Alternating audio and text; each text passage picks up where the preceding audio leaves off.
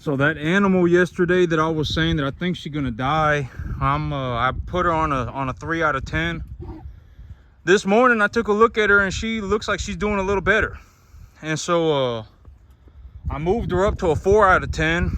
And when they're anything higher than a 3, I'll put them together with the other sick animals. And so I got the 3 of them together right now, and she's doing a little better. I would actually say she's up to a 4. This morning, I was in the pen, just looking at, just taking a look around, and she dropped a poo-poo. She pooped. She dropped a manure patty about the size of a Big Mac, and the score of the manure patty was a 3. I rated it at a 3. It was like a perfect manure patty, and it was about the size of a Big Mac. So she's obviously eating something. And I look over there at times and I take a look at her and she's eating. And so she's not just laying on the ground dying. And so she's actually doing a little better. Yesterday, I took a good hard look at her, and I was taking a look at her all throughout the day up until about midnight. And I was just taking a look at her to see if she's doing a little better. And I was like, when I went to sleep, I took a look at her at about 11:30. And when I took a look at her at 11:30, she looked like she was doing a little better too. She was sitting there eating. And so this morning, I actually moved her up to a 4 out of 10. And the other 2 animals, I would say they're at about they're doing a little bit better than she is. The other 2, they're probably going to make it. And so whatever this thing is, I think that the fluorophenical and the banamine, and okay, so I took, I gave her a shot, I gave her a shot of Zactran, and then I gave her a shot of Macrocin, excuse me. I gave her a shot of Macrocin, which is just a generic Draxin. And then I gave her a dose of fluorophenical, and then I gave her a dose of banamine. And when I gave her and all throughout this whole process, I was also giving her an electrolyte solution.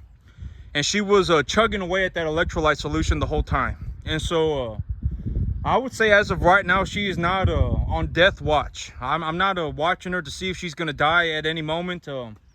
I would actually say she's improved a little bit. And so these animals right here, I got them all on calf pellets. I just decided, you know what, in about 3 weeks, my grass is going to be up to my shins, right? My grass in my front yard is probably going to be up to my chest. And the grass in my backyard is probably going to be up to my shins in about 3 weeks. And so I just decided that I'm just going to feed these animals calf pellets. Yesterday I ran a little bit of a trial, and I just said, you know what, I'm going to give these animals as much calf pellets as they possibly want to eat. I'm just going to keep giving it to them until they stop eating. And they ate 9 bags. And so usually when they get put on feed for the first time, they will eat a drastic amount of food because they're like, oh, this tastes really good and this is new food, so I'm going to eat as much of it as I can. And like today, as of today, it's the second day that they've been on calf pellets. And I gave them 2.5 bags of calf pellets, and they're not even eating all of it. They're eating very slowly. And so I figured, I make about $230 a day. I ran the numbers on my farm, and I make about $200 to $250, somewhere between $200 and $250 a day on my farm. That's how much money I produce in terms of a net profit. I produce about $200 to $250 a day. And if I fed these animals like right now, maybe they go through about 7 bags of calf pellets. And if they go through 7 bags of calf pellets, it's going to cost me about $80. And I still do let them out on the grass. They do still have some grass. These animals are walking around on grass. I would say that they are probably eating about half of their diet on grass. So they're hardly touching the hay. I mean, some of the animals are eating the hay, but they don't really want to touch the hay.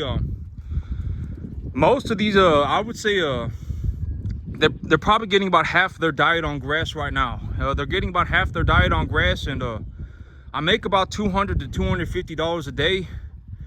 And if I have to invest 80 of that 225, if I have to invest a quarter of 25 to 33% of that money, I don't really care.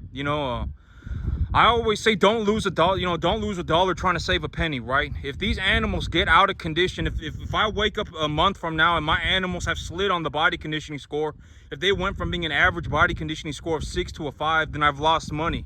If these animals only put on 2 pounds a day instead of 3 pounds a day, then I've lost money. And so I said, I'm just going to, I don't even care if it costs me $150 a day. which it won't, right? I mean, I've already ran the numbers.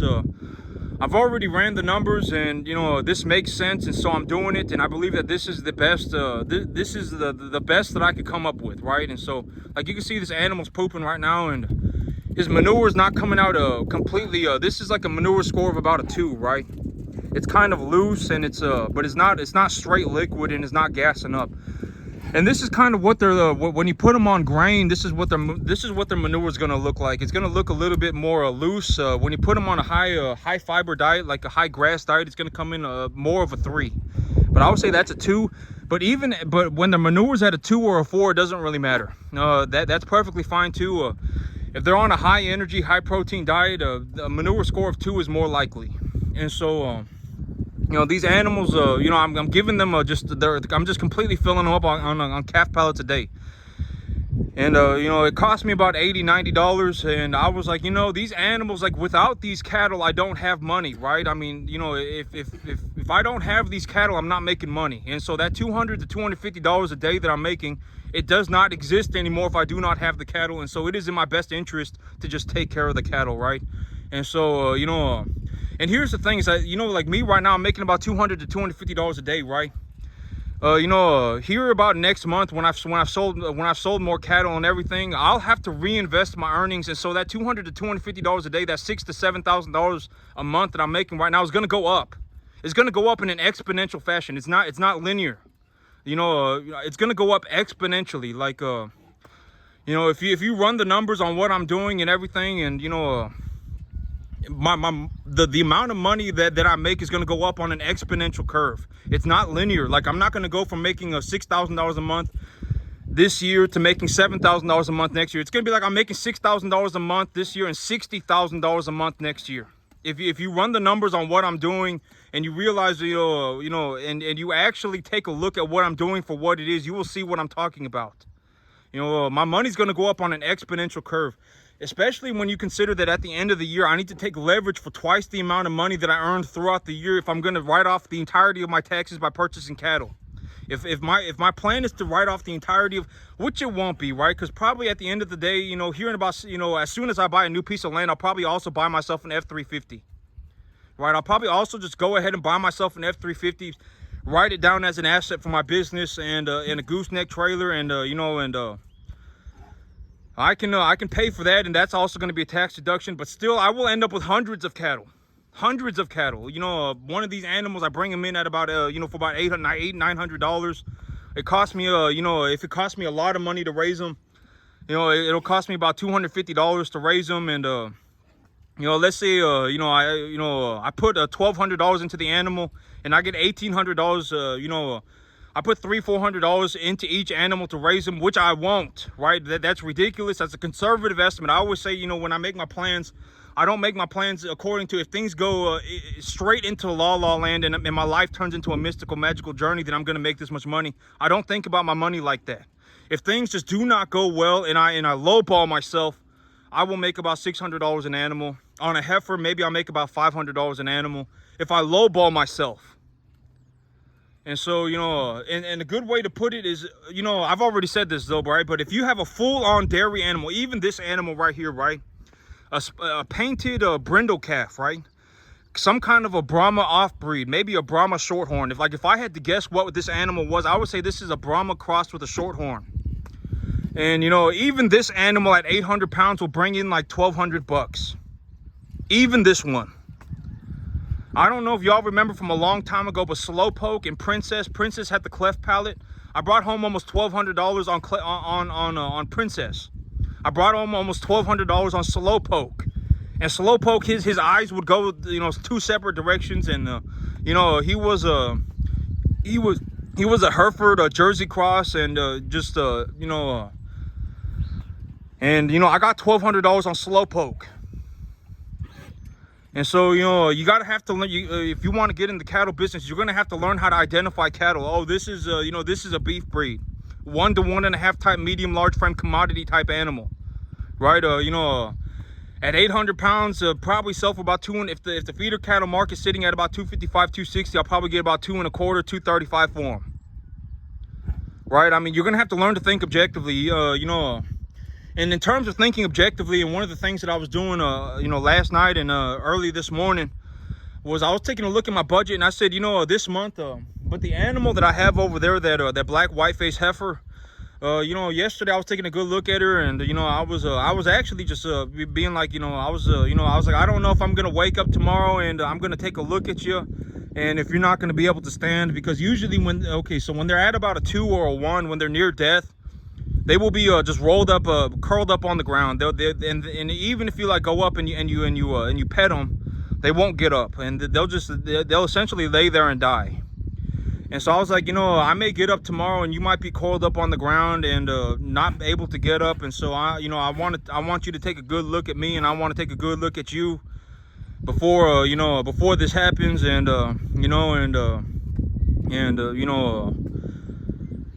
just whatever it may be. And I wanted to take a good look at her, and so but I wrote her off as a death animal. I wrote her off. I said, she's probably gonna die, and this month, if this animal dies, then I end up with 4 dead animals for the month. And I was like, do I believe that I'm gonna lose 4 animals every month, every single month, into infinity and beyond? No, I don't. Right? I mean, what realistically happened was that I went a little too hard. Right? I went balls to the wall, and I went to the extreme, and I went balls to the wall, and I started chopping at it very hard. I mean, I was going, at the rate that I was going, I would have been running 400 animals a year, right? I mean, at the rate that I was going, if I just kept pace, even with this minimal amount of infrastructure, I was on pace to do about 400 animals a year at the pace that I was going. And and I was going a little bit too hard, and and a few things slipped, out the way, and I missed a few things here and there because I was essentially just I was going too hard. And so and so I wrote, and do I think that I'm gonna lose 4 animals every single month into infinity and beyond? No, I don't. If that was my plan, that would be a horrible plan, right? I told myself, if that was my plan, that would be a very good indicator that my plan was horrible and that I was being a moron, right? If my plan was to lose 4 animals every month, and when I tell you what when I think about what I'm thinking about, and most people, even including me, do not have the capacity to come up with an original idea. We are not smart enough. The ideas in everyone's head, even mine. Like this right here, I'm not the only person doing this. You know who's else doing this? The people on the very top of the cattle industry, they are also doing this. The people with the $1 billion feed yards, they are doing this. The people with, the $500 million farms, they are also more or less doing exactly what I'm doing. This is not my original idea, right? And so, I've always said, and when I give you not even my ideas, when I give you these ideas, I am looking to put you in a situation where the microcosm that is your universe, you are beginning to also absorb what is going on with me. And because what is going on with me is also what is going on with the people who are on the very top of the cattle business. Very top. I mean, the people making hundreds, billions of dollars a year, they are doing this more or less as well. I did not come up with this stuff on my own. And so,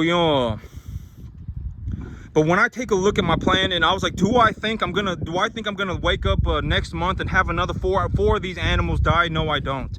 Do I think I'm gonna wake up in 2 months and have 4 more animals die? No, I don't. If that was my plan, to lose 4 animals every month, that would be a horrible plan. I should come up with something better, right? Oh, maybe I should just start metaphylaxis treatment of my animals. Everybody gets antibiotics when they get here. If I legitimately thought I was going to lose 4 animals every single month into infinity and beyond, something is very wrong.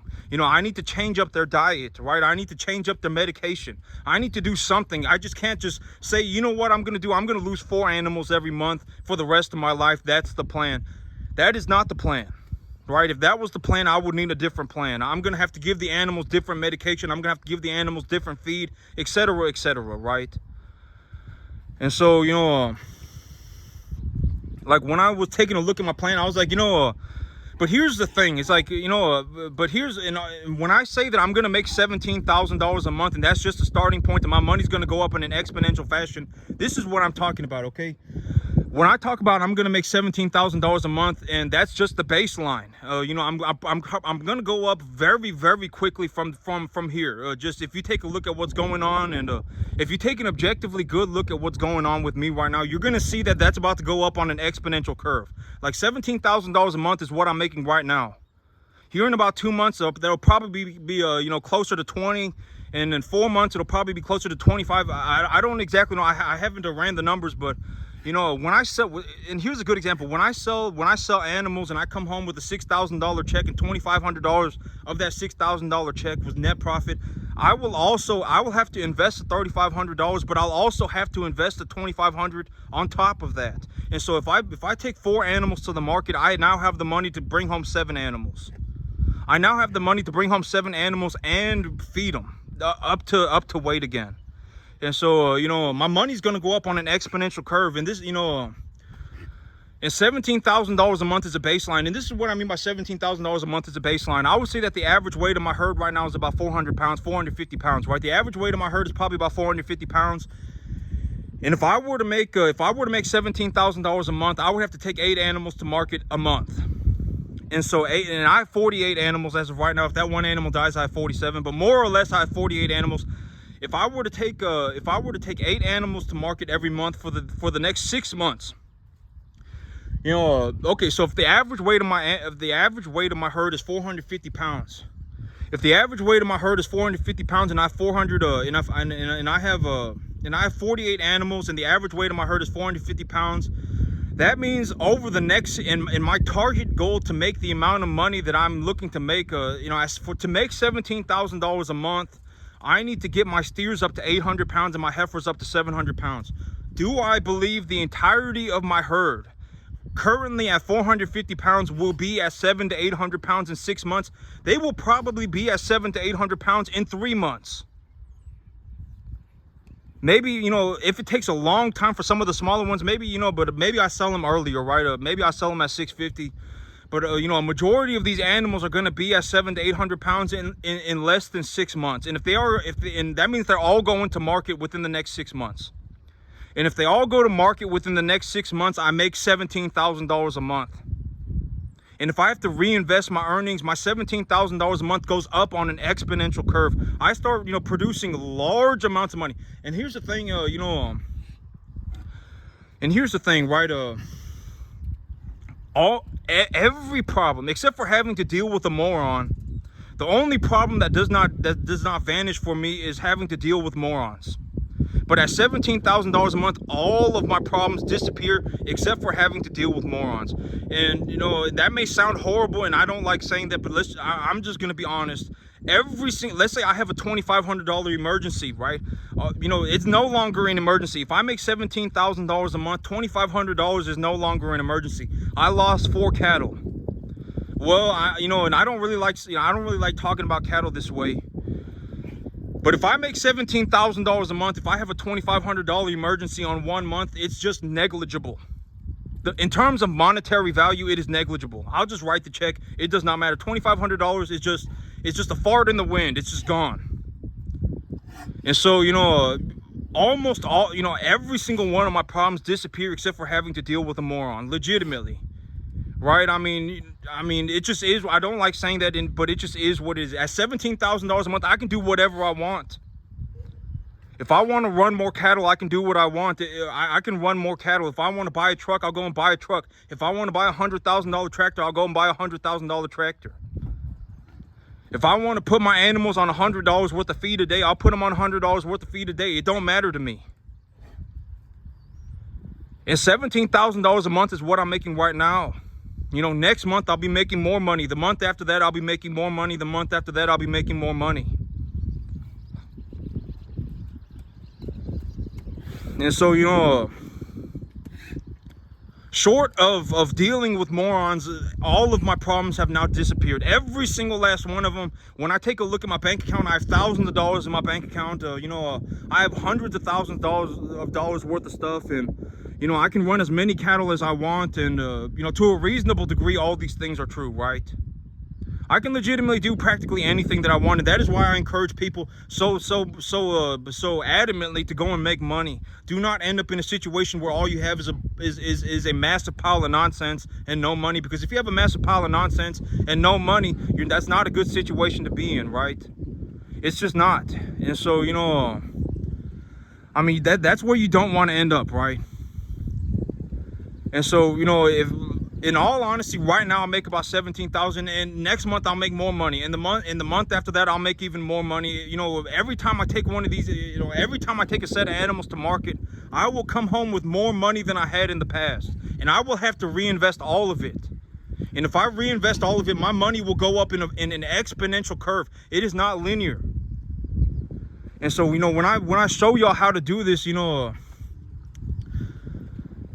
when I show y'all how to do this, I'm looking to, you know, put ideas in your life that are objectively correct. Because everybody, even me, you know, are the product of the ideas around them. You aren't, you know, you are not me. I am not we are not capable of coming up with original ideas. You know, practically everything that we are thinking, 99.99999% of what we are thinking, everybody on the earth is thinking, has been thought up of one way or another by somebody else.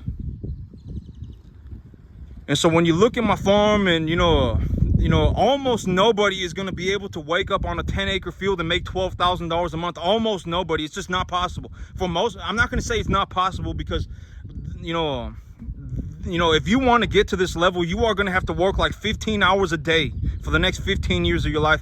And if you try and skip that whole process, if you don't want to work 15 hours a day for the next 15 years of your life, you're not going to make it here.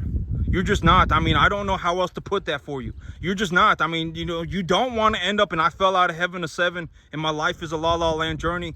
Because if you try and get to this point doing that and you fail, you will lose everything forever. You will legitimately fail so hard that you cannot recover. Legitimately. And so, you know, I don't know, I'm just gonna be objectively honest with you. I make a boatload of money. I mean, more money than, I could, anytime I look at my bank account, there's thousands of dollars, tens of thousands of dollars. You know, I have hundreds of thousands of dollars worth of stuff. And I mean, and I farm at a skill level that is like in the 1 in a 10 million range. I mean, almost nobody can do this. And so, and I am looking to give you objectively correct information. And I'm not the only person that does this. The people with the $1 billion feed yards, 2% or more or less, are doing the exact same thing as me. And so, I mean, that's it for me today, YouTube. Y'all have a good one.